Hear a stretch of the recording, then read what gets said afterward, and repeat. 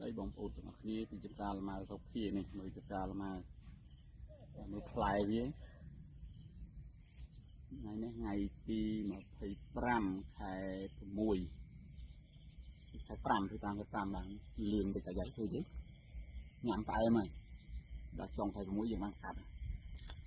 như cái bụi mai chỉ cả em toàn đang ngay tung là mai bao việc tung pin tốc từ 120 ngày ởนี้về trong ban này 120 ngày trong 520 ngày vậyហើយញ៉ាំកាត់អាចកាត់អីទៅពូវាជាពូជីលីកាហើយយើងមើលកាត់ចាប់ដំបូងយើងចាប់ដាក់ស្បៃកាត់ពីក្រៅដល់នេះយើងថាការពារកុំឲ្យខ្យល់មកហ្នឹងវាឲ្យกระดาษនេះតែអាហ្នឹងវាបានការពារខ្យល់ក៏ប៉ុន្តែអាសំខាន់មួយយើងគឺយើងឲ្យបានការពារអីកាត់កណ្ដុរអញ្ចឹងត្រូវដាក់វាក្នុងវាវិញពួកកាលណាដាក់វាក្រៅកណ្ដុរមកកាចោវានោះវាទុំទៅលើនោះវាតាក់វាខំទៅវាចោះទីបើយើងដាក់តែកណ្ដាស់នេះវាអត់មានអីតាក់ជើងវាឡើងមកវាធ្លាក់វាឡើងទៅធ្លាក់ដល់អញ្ចឹងទឹកពិសោធន៍ចូលឃើញមូលហេតុ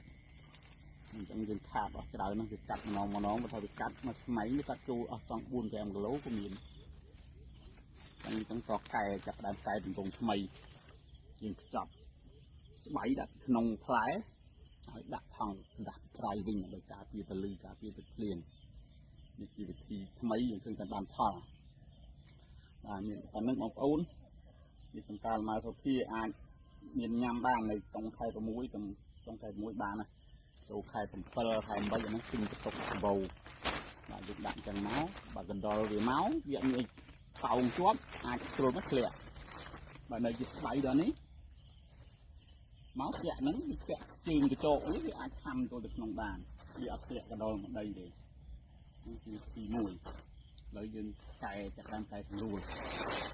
ដកនេះចេញមកធ្វើដាក់ដូចគ្នាដែរខាតពេលវេលាបន្តិចយើងធ្វើ2 ដងទៅចប់គឺ2 ដងបាទយើងមើលធំមកស្មៃចូល10គីឡូហ្នឹងវាធំទៅនេះអាចជាជាង10គីឡូហ្នឹងធំទៅយើងទៅតូចឡើងនេះដល់ខែ7បានទុំបាទមានប៉ុណ្ណឹងអរគុណច្រើនជម្រាបលា